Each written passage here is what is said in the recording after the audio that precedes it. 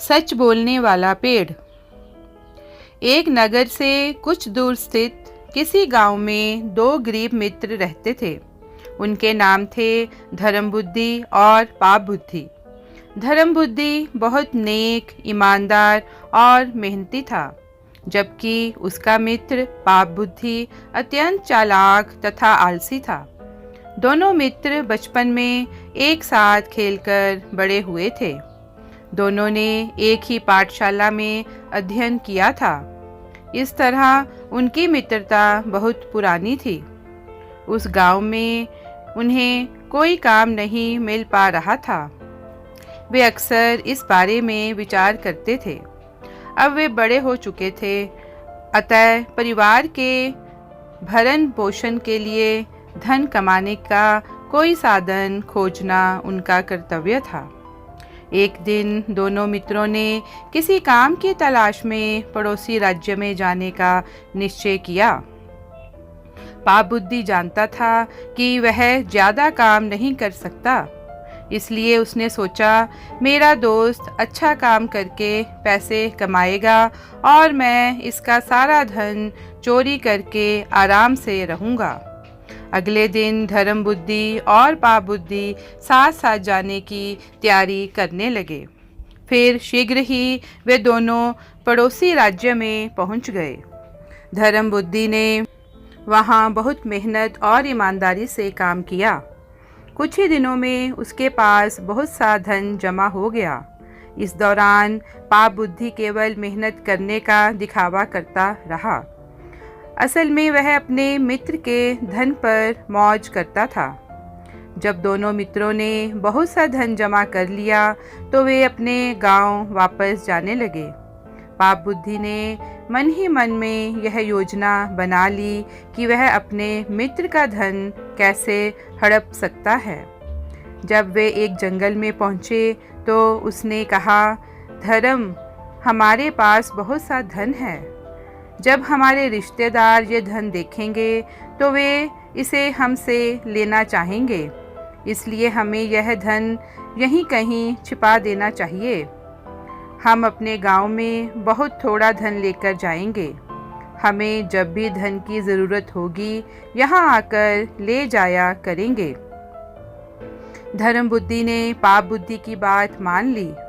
उन्होंने अपना सारा धन एक मटके में रखकर किसी पेड़ के नीचे दबा दिया और अपने गांव चले गए।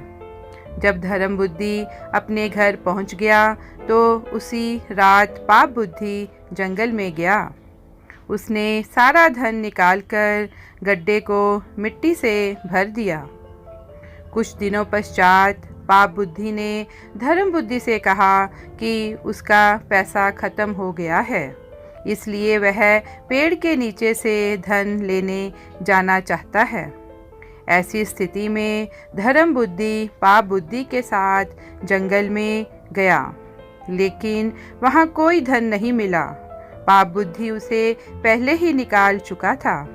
पापबुद्धि ने स्वयं को बचाने के लिए फौरन अपने दोस्त धर्मबुद्धि पर झूठा इल्ज़ाम लगा दिया कि उसने धन की चोरी की है।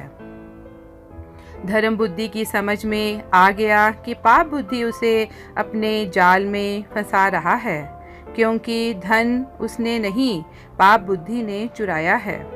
केवल वही दोनों उस जगह के बारे में जानते थे जहां धन दबाया गया था। फिर वे दोनों अपना मामला पंचायत में ले गए। वहां पंच सच और झूठ का फैसला करने के लिए लोगों से आग पर चलने को कहते थे। यह सुनकर पापबुद्धि डर गया और बोला कि उन्हें सच या झूठ का पता लगाने के लिए आग पर चलने की ज़रूरत नहीं है। जंगल की देवी उन्हें सच बता देगी। वह उसी पेड़ पर रहती है जहां उन्होंने अपना धन दबाया था। पापबुद्धि ने अपने पिता को सारी बात समझा दी। वह भी अपने बेटे की तरह लालची था। पिता ने रात को उस पेड़ में एक खोखल बना दिया। सुबह पंचों ने पेड़ पर रहने वाली जंगल की देवी से सच जानना चाहा।